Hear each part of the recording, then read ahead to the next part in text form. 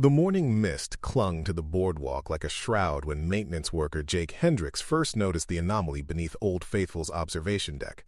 It was September 15, 2024, and the thermal readings from the underground monitoring station had been fluctuating erratically for weeks. The digital display on his handheld thermal scanner showed temperature spikes of 127.3 degrees Fahrenheit in chambers that typically maintained a steady 98.6 degrees Fahrenheit.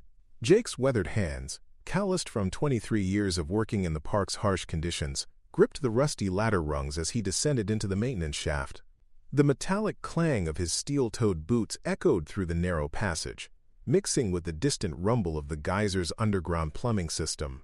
What Jake discovered that Tuesday morning, 38 years after Girl Scout Troop 447 disappeared without a trace in Yellowstone National Park, would finally answer questions that had haunted families, investigators, and an entire nation for nearly 4 decades.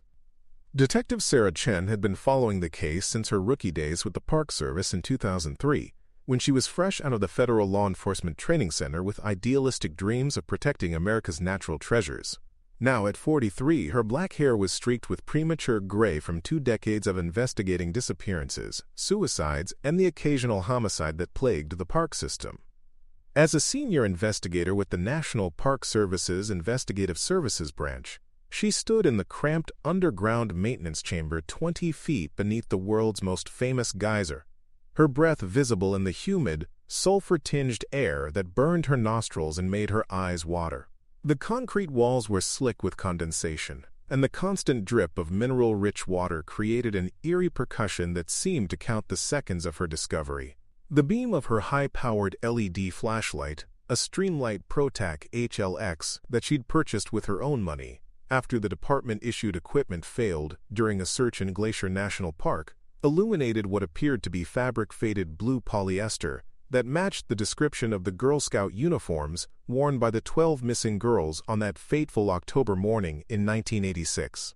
The fabric was embedded in calcified mineral deposits that had formed over decades, creating a grotesque natural monument to tragedy. "This changes everything," Chen whispered to herself, her voice echoing off the limestone walls. The discovery wasn't just fabric. Embedded in the calcified mineral deposits were fragments of metal badges, a broken whistle, and what appeared to be pages from a logbook, preserved by the unique chemical composition of the thermal springs. After 38 years of dead ends, false leads, and conspiracy theories, the Earth itself was finally yielding its secrets. The disappearance of Girl Scout Troop 447 from Billings, Montana had become one of America's most enduring mysteries, spawning documentaries, conspiracy theories, and countless sleepless nights for the families involved. On October 12, 1986, Troop Leader Margaret Hoffman, a 34-year-old elementary school teacher with sandy blonde hair and an infectious laugh, had brought 12 girls, aged 9 to 11, to Yellowstone for their annual autumn camping trip. The girls, Jennifer Martinez, age 9, twins Sarah and Emily Thompson, both 10, Lisa Chen, no relation to Detective Chen, age 11, Amanda Rodriguez, age 9, Jessica Park, age 9, Michelle Wong, age 9, Ashley Davis, age 11, Rachel Johnson, age 10, Christina Lee, age 9, Nicole Smith, age 9, Nicole Smith, age 10, and Samantha Brown, age 11, had been buzzing with excitement about earning their outdoor adventure badges. They had checked into the Grant Village campground at exactly 3:47 p.m., according to the park's meticulously maintained entry logs, written in the careful handwriting of seasonal ranger David Kowalski, who remembered the group because they were the last campers of the season in that section of the park.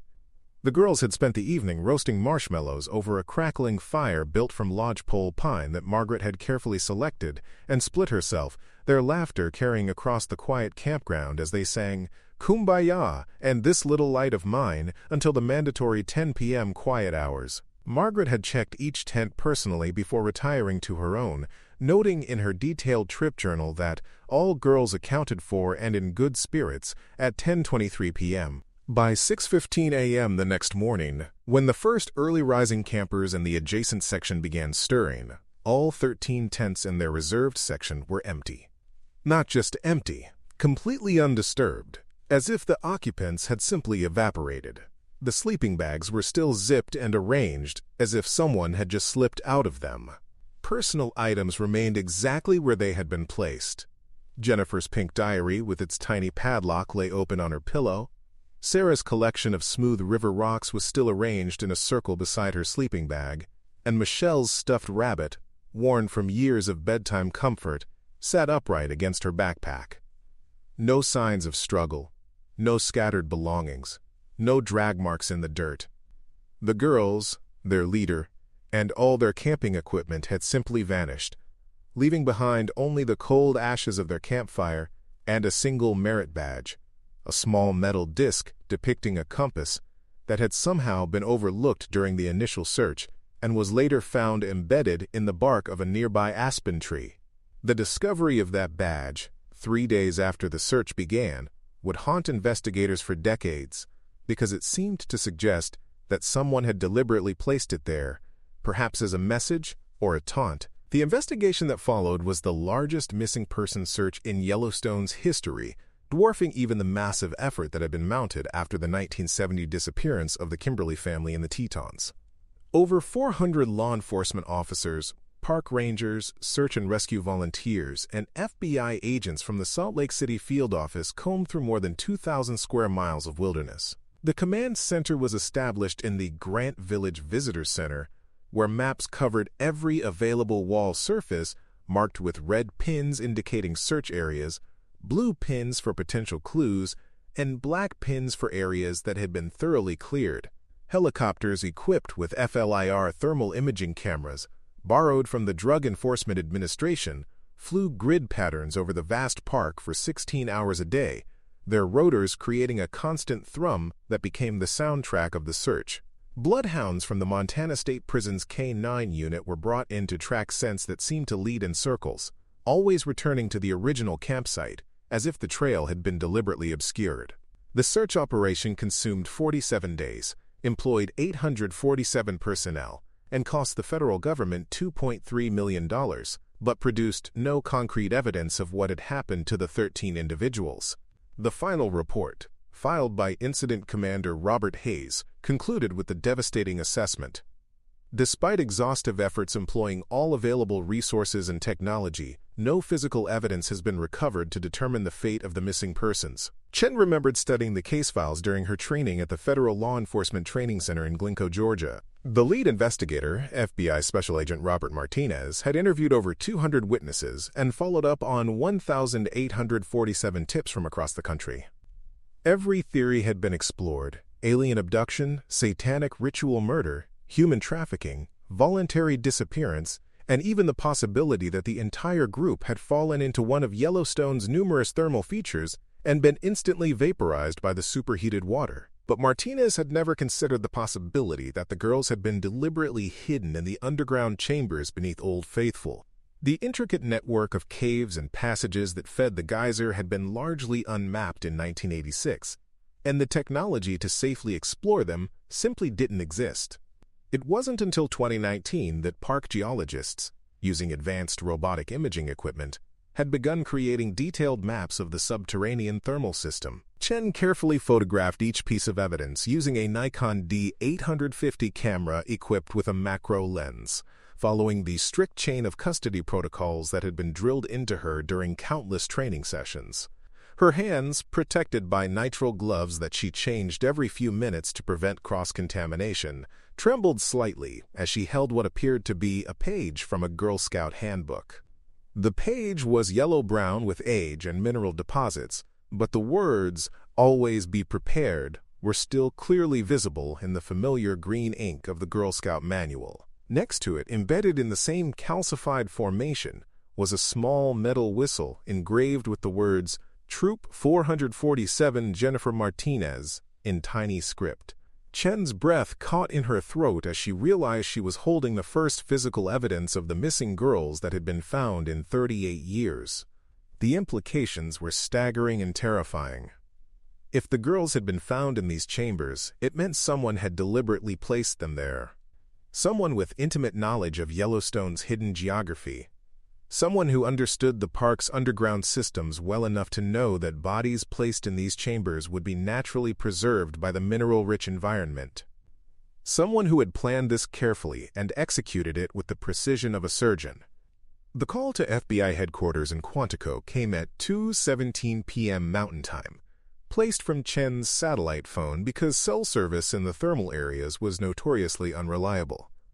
Chen spoke directly to Assistant Director Patricia Wolf, a sharp-voiced woman in her 50s who had been following cold cases from the 1980s as part of the Bureau's renewed focus on solving decades-old disappearances using modern forensic techniques. Wolf had been waiting for a call like this. She had studied the Yellowstone disappearance extensively and had always believed that the case could be solved with the right combination of new technology and fresh perspective. "We'll have a team in the air within 2 hours," Wolf told Chen, her voice crackling through the static-filled connection. "This is exactly the kind of breakthrough we've been hoping for." Within 6 hours, a full investigative team was en route to Yellowstone aboard a Bureau Gulfstream G550, including forensic anthropologists from the FBI Laboratory Division, digital evidence specialists from the Cyber Division, and cold case detectives who had been working similar disappearances across the western United States. The team also included Dr. Elizabeth Harper, a forensic pathologist who had developed new techniques for analyzing remains that had been preserved in unusual environments, and Agent Michael Torres, a behavioral analyst who specialized in understanding the psychology of offenders who targeted children. Dr. Michael Brennan, the forensic anthropologist assigned to the case, arrived from the University of Montana with a team of graduate students and several aluminum cases filled with the latest in bone analysis technology. Brennan was a tall, thin man with prematurely gray hair and wire-rimmed glasses, who had spent his career studying remains from archaeological sites across the American West. His equipment included a portable X-ray fluorescence spectrometer for analyzing bone chemistry, a high-resolution digital camera system for documenting microscopic details, and a laptop computer loaded with specialized software for creating three-dimensional reconstructions of skeletal remains. As they carefully extracted each piece of evidence from the mineral deposits using dental picks and soft brushes, working with the methodical precision of archaeologists uncovering ancient artifacts, a clearer and more horrifying picture began to emerge. The girls hadn't died from exposure or accident. They had been systematically murdered, and their bodies had been disposed of in the chambers with methodical precision. The mineral deposits had acted like a natural preservative, protecting the remains from decomposition, while simultaneously creating a detailed record of how they had been placed in the chambers. Brennan's preliminary examination revealed that the bodies had been arranged in a specific pattern, with the smallest victims placed in the center and the older girls positioned around the perimeter, suggesting that whoever had done this had taken time to organize the scene according to some twisted logic. The forensic evidence told a horrifying story that would haunt the investigators for the rest of their careers. Microscopic scratches on the bone fragments, visible only under high-powered magnification, suggested the girls had been restrained with rope or wire that had been pulled tight enough to cut into their flesh. The pattern of the marks indicated that the restraints had been applied to their wrists and ankles, and that the girls had struggled against them for an extended period before death. Chemical analysis of the mineral deposits, conducted using gas chromatography mass spectrometry, revealed traces of chloroform in concentrations that would have been sufficient to render the victims unconscious, a substance that would have been readily available to someone with medical or veterinary training in 1986. More disturbing was the discovery of traces of other chemicals, sodium pentothal, ketamine, and several other anesthetics, suggesting that the perpetrator had been experimenting with different methods of chemical restraint.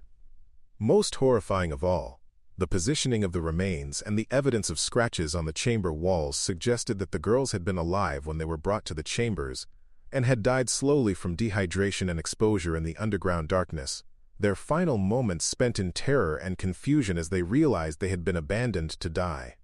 Chen found herself unable to sleep as the investigation intensified. Each night, she would lie in her quarters at the Mammoth Hot Springs dormitory, staring at the ceiling and thinking about the terror those children must have experienced. She had worked dozens of missing persons cases over her 21-year career, but something about this case felt deeply personal. Perhaps it was the methodical nature of the crime, or the way the killer had used the park's natural features to conceal his work. Or perhaps it was simply the fact that 12 innocent children had suffered and died while she had been playing in her own backyard as a 6-year-old in Sacramento. The breakthrough came when Dr. Brennan discovered something that had been preserved in the mineral deposits. a partial fingerprint on the inside of a plastic evidence bag. The bag itself appeared to be from a medical supply company, with the logo of Rocky Mountain Medical Supply still visible on the deteriorated plastic. Chen immediately contacted the company's headquarters in Denver, but learned that their records from 1986 had been destroyed in a warehouse fire in 1994. However, the company's founder, Harold Kemper, was still alive and living in a retirement community in Colorado Springs. At 87 years old, Kemper's memory was sharp, and his records were meticulous. He had maintained personal files on all major customers from the 1980s, including the name that would eventually break the case wide open. Dr. Nathan Reeves, a veterinarian who had operated a practice in Cody, Wyoming, and had frequently purchased medical supplies for his clinic. Dr. Reeves had been investigated during the original 1986 search, but only briefly. He had provided the search teams with horses and volunteer time, and had been considered above suspicion. The investigation had focused on drifters, park employees, and visitors who had been in the area during the time of the disappearance. No one had seriously considered that the person responsible might be someone who was actively helping with the search. Chen drove to Cody on a gray October morning, exactly 38 years after the girls had vanished. The town had changed dramatically since 1986, with new hotels, restaurants, and tourist attractions, but the old veterinary clinic on Sheridan Avenue remained largely unchanged. The current owner, Dr. Lisa Park, had purchased the practice from Reeves in 1994 and had maintained detailed records of the transition. Nathan was always a bit odd, Dr. Park told Chen as they sat in her office, surrounded by the antiseptic smell of cleaning supplies and the distant sound of barking dogs. He was incredibly knowledgeable about animal behavior, but he seemed to have trouble connecting with people. He never married, lived alone in that big house on the hill, and worked obsessively. I remember thinking it was strange that he was selling such a successful practice at only 52 years old. The house on the hill was a sprawling Victorian mansion at 412 Mountain View Drive, built in 1923 and purchased by Reeves in 1981. The current owners, a retired couple from Phoenix, had bought the property in 1995 and had made extensive renovations.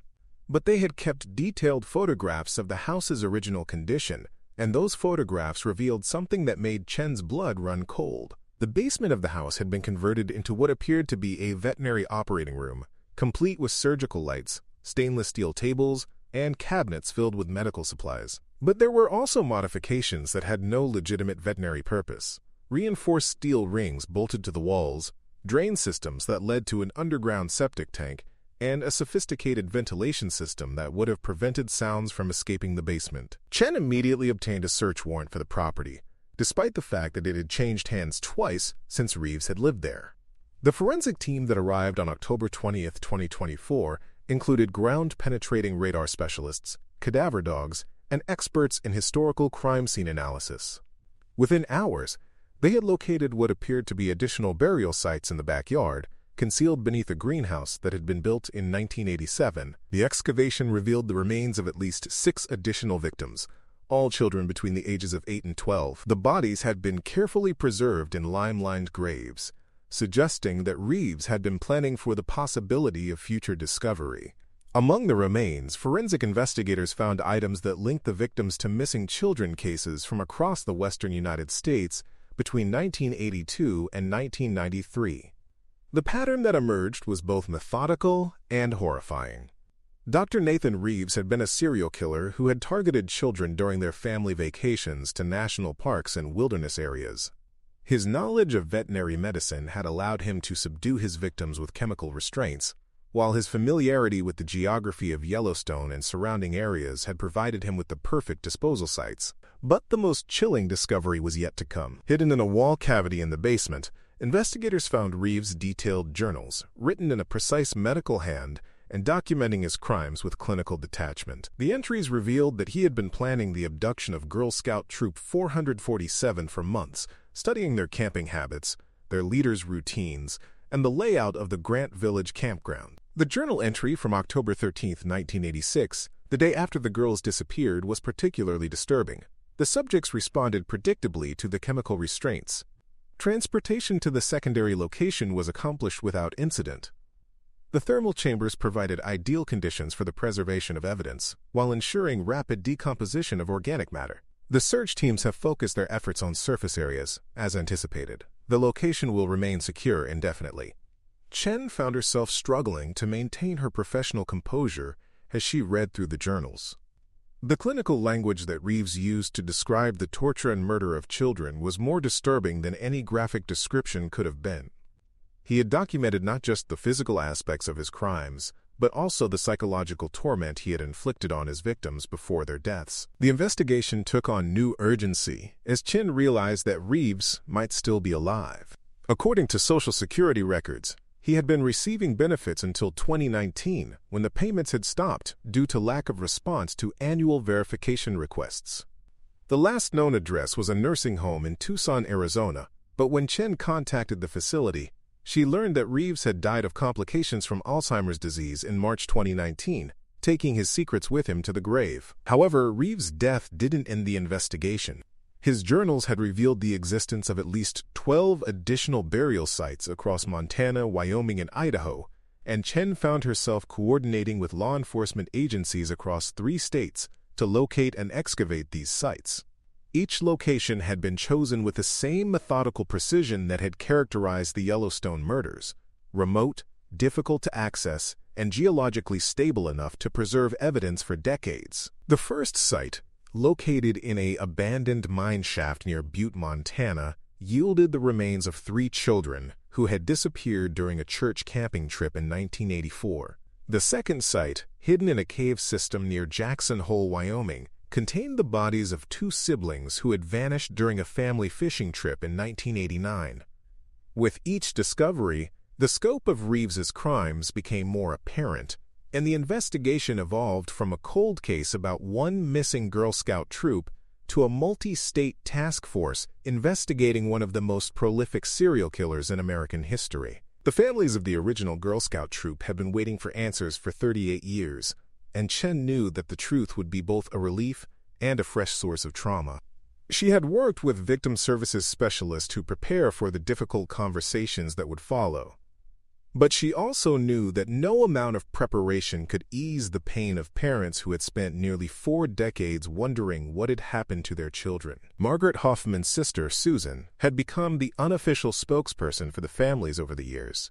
She had organized annual memorial services, maintained relationships with law enforcement investigators, and had never stopped believing that the truth would eventually emerge.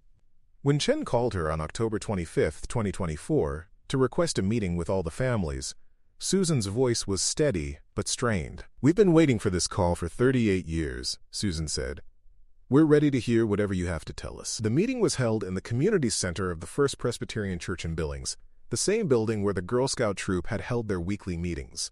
Chen had prepared a detailed presentation that would walk the families through the evidence step by step, but she also knew that the clinical details would be less important than the simple fact that their children had finally been found. 23 family members gathered in the church basement on a cold Tuesday evening in November. Parents who had been young adults in 1986 were now in their 60s and 70s, gray-haired and weathered by decades of uncertainty. Siblings who had been children when their sisters disappeared were now middle-aged, with children of their own who had grown up hearing stories about their missing aunts. Chen began with the discovery beneath Old Faithful, explaining how the thermal chambers had preserved evidence that had been impossible to find with 1986 technology. She showed photographs of the artifacts that had been recovered, including the Girl Scout badges and handbook pages that had helped identify the remains.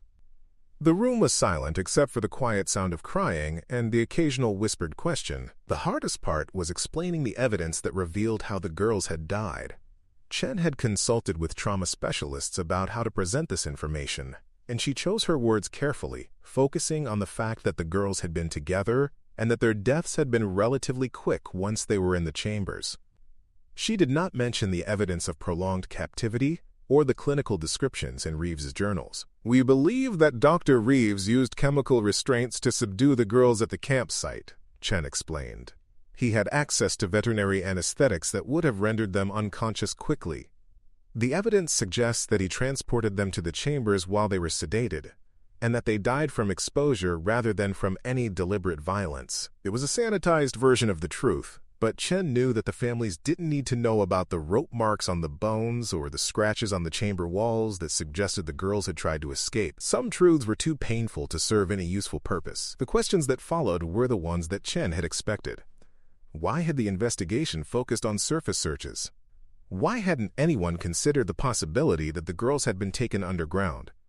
Why had Dr. Reeves been eliminated as a suspect so quickly? Each question was asked with the quiet intensity of people who had been waiting decades for answers. Chen answered as honestly as she could, explaining the limitations of 1986 technology and the investigative assumptions that had guided the original search. She also explained that Dr. Reeves had been a skilled manipulator who had used his position as a respected community member to deflect suspicion. He had volunteered to help with the search, had provided horses and equipment, and had even participated in some of the underground exploration that had been attempted in the weeks following the disappearance. He was hiding in plain sight, Chen said. He knew exactly what the search teams were looking for, and he knew how to make sure they wouldn't find it. He had planned this crime for months, and he had anticipated the law enforcement response. The meeting lasted for 3 hours, with family members sharing memories of their daughters and sisters, asking questions about the ongoing investigation, and beginning the difficult process of planning memorial services for children who had been missing for nearly 4 decades. Chen provided contact information for trauma counselors and victim services specialists, and she promised to keep the families informed as the investigation continued. But even as the families began to find some closure, Chen knew that the investigation was far from over. Reeves' journals had revealed that he had been in contact with other individuals who shared his interests, and there were references to what appeared to be a network of predators who had exchanged information about potential victims and disposal methods. The FBI's Behavioral Analysis Unit was working to decode the coded references in the journals, and Chen suspected that the Yellowstone case might be connected to other unsolved disappearances across the country. The technical aspects of the investigation were equally complex. The thermal chambers beneath Old Faithful were part of a vast underground system that extended for miles beneath the park. Geologists estimated that there might be dozens of additional chambers that could contain evidence, and the Park Service was developing new robotic exploration systems that could safely investigate these areas. Dr. Brennan's team had also made disturbing discoveries in the mineral deposits around the remains. Chemical analysis had revealed traces of at least 6 different sedative compounds, suggesting that Reeves had been experimenting with different methods of restraint and control. There were also traces of photographic chemicals, indicating that he had been documenting his crimes, though no photographs had been recovered. The search for additional evidence led Chen to explore Reeves' background more thoroughly. He had been born in 1941 in Sheridan, Wyoming, the son of a rancher and a schoolteacher. He had shown an early aptitude for science and had excelled in his studies, graduating from Colorado State University's veterinary program in 1966. His academic records showed that he had been particularly interested in animal behavior and had written his thesis on, quote, chemical restraint methods in large animal veterinary practice. After graduation, Reeves had worked for several veterinary practices in Colorado and Wyoming before opening his own clinic in Cody in 1978. He had been well regarded in the community, serving on the board of directors of the local animal shelter and volunteering his services for the annual rodeo. His clients had trusted him with their most valuable livestock, and parents had brought their children to the clinic to see the baby animals he sometimes cared for. The disconnect between Reeves' public persona and his private crimes was staggering. Chen had investigated other serial killers during her career, but she had never encountered someone who had been able to maintain such a complete facade of normalcy while committing such horrific crimes. The journals revealed that he had been planning and committing murders for over a decade while maintaining his veterinary practice, his community involvement, and his reputation as a reliable and caring professional. The investigation also revealed that Reeves had been methodically studying law enforcement techniques and had subscribed to several publications that detailed forensic investigation methods. His journals contained detailed analyses of other serial killer cases, with particular attention to the mistakes that had led to their capture. He had been constantly refining his methods, learning from the successes and failures of other criminals. This knowledge had made him particularly dangerous. He had understood that DNA evidence would eventually become a powerful investigative tool, and he had taken steps to minimize the biological evidence he left behind. He had known that cadaver dogs could detect decomposition for decades, so he had chosen disposal sites that would mask or eliminate scent evidence. He had even anticipated that ground-penetrating radar would eventually be used to search for buried remains, and had selected locations where the geological conditions would interfere with the technology. The scope of Reeves' crimes continued to expand as Chen and her team investigated the locations mentioned in his journals. By January 2025, they had identified at least 23 victims across 7 states, with cases dating back to 1979. The victims were all children between the ages of 7 and 14, and all had disappeared during family camping trips or outdoor activities in remote areas. The pattern was always the same. Reeves would identify potential victims weeks or months in advance, study their families' routines, and then strike when the children were most vulnerable. He would use chemical restraints to subdue them, transport them to prepared locations, and then dispose of the bodies in ways that would ensure they would never be found. His medical knowledge had made him particularly skilled at keeping victims alive for extended periods, and his journals revealed that he had often tortured them for days before killing them. Chen found herself struggling with the psychological impact of the investigation. She had worked violent crimes for 2 decades, but the methodical nature of Reeves' crimes and the clinical detail of his journals had affected her in ways that she hadn't anticipated. She had begun experiencing nightmares and had difficulty sleeping, and she had started seeing a therapist who specialized in working with law enforcement officers who dealt with crimes against children. The therapeutic sessions helped Chen understand that her reaction was normal and that the investigation was taking a toll on all the team members. Dr. Brennan had also begun seeing a counselor, and several of the FBI agents had requested transfers to other cases. The department had brought in specialists in secondary trauma to help the team cope with the psychological impact of their work. But even as the investigation took its toll on the team, Chen knew that they were providing closure to families who had been waiting for answers for decades. Each victim they identified was someone's child, someone's sibling, someone's friend. The families deserved to know what had happened, and they deserved to have the opportunity to properly mourn their losses. The media attention surrounding the case had been intense but respectful. Chen had worked with the FBI's Public Affairs Office to ensure that the coverage focused on the victims and the investigation rather than sensationalizing the crimes. The families had been given the opportunity to speak to reporters if they chose to, and several had used the platform to advocate for better safety measures at national parks and improved coordination between law enforcement agencies. The case had also prompted changes in Park Service policies and procedures. New protocols had been established for investigating missing persons cases, with particular attention to the possibility that victims might be taken to remote or underground locations.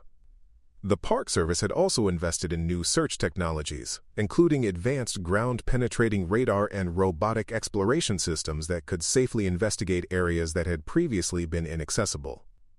In February 2025, Chen received news that would bring another dimension to the investigation. A woman named Patricia Sellers had contacted the FBI's tip line, claiming that she had information about Dr. Nathan Reeves that might be relevant to the case. Sellers had been a nurse at a hospital in Billings in the 1980s, and she had worked with Reeves on several occasions when he brought injured animals to the hospital for treatment. "There was something about him that always made me uncomfortable," Sellers told Chen during their interview. "He was too interested in the children's ward, and he would sometimes volunteer to help with procedures that didn't involve animals. I reported my concerns to the hospital administration, but they said he was just being helpful." Sellers' testimony provided important context for understanding how Reeves had been able to access potential victims. The hospital had been a teaching facility, and Reeves had been allowed to observe various medical procedures as part of his continuing education. This had given him access to information about children who had been injured or hospitalized, and he had apparently used this information to identify potential victims. The investigation of Reeves' connection to the hospital led to the discovery of additional evidence. Hospital records from the 1980s revealed that several of the children who had been treated there had later disappeared during family vacations. The connection was subtle but significant, and it suggested that Reeves had been using his professional connections to identify and target victims. Chen also learned that Reeves had been in contact with other medical professionals who had later been investigated for crimes against children. The FBI's database of known predators contained references to at least 3 individuals who had been associated with Reeves in some capacity. 2 of them were deceased, but the third was still alive and living in a federal prison in Texas, serving a life sentence for child abuse. The interview with this individual, conducted by video conference from the prison, revealed that Reeves had been part of a loose network of predators who had shared information about potential victims and disposal methods. The network had operated through coded communications and had been extremely careful to avoid detection. Most of the communication had been conducted through encrypted mail services and had been designed to appear to be legitimate professional correspondence. This revelation had significant implications for the investigation. If Reeves had been part of a larger network, there might be other victims who had not yet been identified, and there might be other predators who were still active. The FBI had established a task force to investigate the network, and Chen had been assigned to coordinate with investigators in other states who were working similar cases. The task force had identified at least 12 individuals who had been in contact with Reeves over the years, and investigations were ongoing in 7 states. The network appeared to have been active from the late 1970s through the mid-1990s, and it had been responsible for the deaths of at least 47 children across the western United States. The scale of the crimes was staggering, and Chen found herself wondering how such a network could have operated for so long without being detected. The answer, she realized, was that the members had been careful to avoid patterns that would have attracted law enforcement attention. They had targeted children from different geographic areas, had used different methods of abduction and disposal, and had been careful to avoid leaving evidence that would link their crimes together. The investigation had also revealed that Reeves had been planning additional crimes at the time of his death. His journals contained detailed plans for abducting children from summer camps and youth organizations, and he had been scouting locations for new disposal sites. His death from Alzheimer's disease had likely prevented the murders of additional victims. As the investigation continued into its 2nd year, Chen found herself reflecting on the impact that the case had had on her career and her understanding of criminal behavior. She had always known that serial killers could be skilled manipulators who were able to maintain facades of normalcy, but she had never encountered someone who had been able to operate for so long while maintaining such a complete deception. The case had also reinforced her understanding of the importance of interagency cooperation and information sharing. The original investigation in 1986 had been hampered by jurisdictional issues and communication problems between different law enforcement agencies. The current investigation had been more successful partly because of improved coordination between federal, state, and local authorities. Chen knew that the investigation would continue for years to come. There were still potential burial sites to be explored, additional victims to be identified, and other members of the network to be investigated. The families of the victims would need ongoing support as they processed the truth about what had happened to their children. And the law enforcement community would need to continue learning from the case to prevent similar crimes in the future. But even as the investigation continued, Chen felt a sense of satisfaction in knowing that the truth had finally been revealed. The families of Girl Scout Troop 447 had waited 38 years for answers, and they had finally learned what had happened to their daughters. The victims had been found, and their killer had been identified. Justice had been delayed, but it had not been denied. The discovery beneath Old Faithful had been more than just a breakthrough in a cold case. It had been a reminder that the earth itself sometimes serves as a witness to human crimes, preserving evidence that would otherwise be lost to time. The thermal chambers that had hidden the victims for nearly 4 decades had also preserved the evidence that would finally reveal the truth about their deaths. As Chen prepared her final report on the case, she reflected on the lessons that had been learned and the changes that had been implemented as a result of the investigation. The case had demonstrated the importance of new technologies in solving old crimes, the value of interagency cooperation, and the need for continued vigilance in protecting children from predators who might be hiding in plain sight. The families of the victims had found some measure of peace in learning the truth, but Chen knew that the healing process would continue for years to come. The trauma of losing a child was something that never fully disappeared, and the knowledge of how they had died would create new challenges for the families to overcome. But at least they would no longer have to live with the uncertainty of not knowing what had happened. The case had also served as a reminder of the dedication and skill of the law enforcement officers, forensic specialists, and victim services professionals who had worked to solve it. Their commitment to finding the truth had made it possible for the families to finally have answers, and their ongoing work would help prevent similar crimes in the future. In the end, the story of Girl Scout Troop 447 had become more than just a tale of crime and investigation. It had become a testament to the power of persistence, the importance of never giving up on the search for truth, and the resilience of families who had refused to let their children be forgotten. The girls who had vanished in Yellowstone in 1986 had finally been found, and their memory would be honored not just by their families, but by all those who had worked to bring them home.